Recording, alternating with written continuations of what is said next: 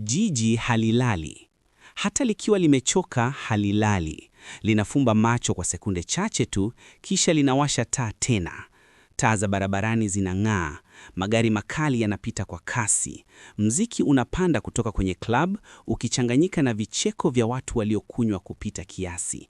Hapa ndipo maisha yalipo, au angalau ndivyo walivyosema. Alifika mjini akiwa na ndoto. Hakutaka kuwa wa kawaida, hakutaka kurudi nyuma. Alitaka maisha ambayo watu wangemwangalia na kusema, angalia alivyofanikiwa. Alipata marafiki haraka, marafiki wa usiku, marafiki wa pombe, marafiki wa viti vya VIP. Wadada walikuwa wamevaa kisasa, nguo fupi, miili iliyopakwa mafuta, harufu ya manukato ghali ikichanganyika na moshi wa sigara. Wanaume walikuwa na saa nzito, magari ya kukodi au ya mkopo, lakini yalionekana makali. Kila mmoja alionekana kama ana maisha yaliyopangwa, lakini hakuna aliyesema ukweli. Klabu ilikuwa imejaa, mziki ulipiga kwa nguvu kiasi cha kufunika mawazo. Mwanga ulikuwa wa rangi rangi, watu walicheza kama hawana kesho. Alinyanyua glasi yake. Kwa maisha, alisema. Hakujua ni maisha gani aliyokuwa akisherehekea. Kinywaji cha kwanza kilimfanya acheke, cha pili kilimfanya ajiamini, cha tatu kilimfanya ajisahau. Sigara ikafuata. Moshi uliingia mapafuni, ukatoa joto la muda mfupi, ukamwacha na kitu kizito kifuani, lakini hakuna aliyesimama. Hapa kusimama ni kama kushindwa. Usiku ukaisha, asubuhi ikamkuta akiwa amechoka, macho mekundu, kichwa kizito, lakini simu yake ilikuwa imejaa picha, picha za club, picha za vinywaji, picha za magari, na maoni yakaanza kuingia. Life, uko juu sana, living the dream. Alitabasamu, hata kama ndani yake alikuwa mtupu.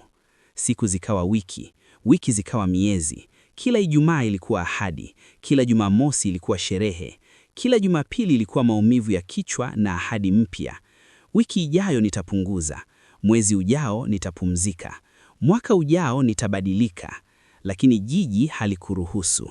Kila kona ilikuwa na baa, kila rafiki alikuwa na mpango, kila usiku ulikuwa na sababu ya kutoka. Pesa zilikuwa zinaisha haraka kuliko zilivyokuja, lakini kuonekana ni muhimu kuliko kuwa. Alikopa, aliahirisha, alijifariji. Hii ndiyo maisha ya mjini. Wadada waliokuwa wakicheka club walikuwa na macho yaliyochoka. Wengine walikuwa wanatoroka kitu, wengine walikuwa wanatafuta kitu, lakini hakuna aliyekuwa anasema. Sigara ikawa kawaida, pombe ikawa rafiki, club ikawa nyumbani. Lakini nyumbani palikuwa na kelele, ndani yake kulikuwa kimya. Siku moja alikaa peke yake kwenye baa. Hakukuwa na mziki mwingi, hakukuwa na vicheko. Alitazama glasi yake, alijiuliza swali ambalo alikuwa akikimbia muda mrefu. Naishi kwa ajili ya nini? Hakupata jibu. Aliangalia watu waliokuwa wanacheza, wengine walikuwa wamelewa sana, wengine walikuwa wanapiga simu wakisema uongo.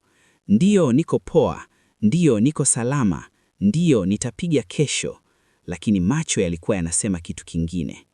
Mmoja alianguka, wengine wakacheka, hakuna aliyesimama. Hapa kuanguka ni kawaida. Mwili ukaanza kuonyesha ishara, uchovu, kukosa usingizi, hasira isiyoeleweka. Marafiki wakapungua, sio kwa sababu ya kujali, bali kwa sababu hakuwa tena anatoa. Hakualikwa kama zamani, hakupigiwi kama zamani. Klabu ilibaki ile ile, lakini yeye akabadilika. Usiku moja alitoka klabu mapema. Mziki ulikuwa bado unapiga, lakini ndani yake kulikuwa na kelele zaidi. Alitembea barabarani, taa zilikuwa zinang'aa, magari yalikuwa yanapita, lakini kwa mara ya kwanza jiji lilionekana tupu. Alikaa kwenye gari, hakuwasha mziki, alikaa kimya. Na hapo kitu kilimjia, sio kwa sauti, kwa hisia. Alikumbuka alipokuja mjini mara ya kwanza, ndoto, matarajio. Hakuwa amekuja kutafuta pombe, au moshi, au sifa za mitandaoni. Alikuwa amekuja kutafuta maisha, lakini alichokipata ni kelele. Haikuwezekana kubadilika ghafla. Hii siyo hadithi ya kesho, lakini alianza kuona tofauti. Akaanza kukataa baadhi ya mialiko. Akaanza kukaa nyumbani mara chache. Akaanza kusikiliza mwili wake. Marafiki wengine wakamcheka. Umechoka? Umeoa? Umeokoka? Alitabasamu. Hakujibu, kwa sababu sio kila mtu ataelewa. Baadhi ya wadada waliendelea na maisha yale yale. Baadhi walipotea, baadhi walibadilika kimya kimya. Jiji liliendelea, club zilijaa, mziki ulipiga, pombe ilimwagika. Lakini yeye alianza kutembea polepole. Sio nje tu, ndani pia. Leo bado anaweza kutoka, lakini sasa anajua. Anajua kwamba starehe bila mwelekeo ni mtego, kwamba kelele zinaweza kufunika maumivu lakini haziwezi kuyaponya, kwamba maisha ya kuonekana si sawa na maisha ya kuishi. Na kila anapopita klabu usiku anasikia mziki, lakini pia anasikia sauti ndani ikimwambia usipotee kwenye kelele, kwa sababu jiji halilali, lakini roho yako inaweza kuchoka.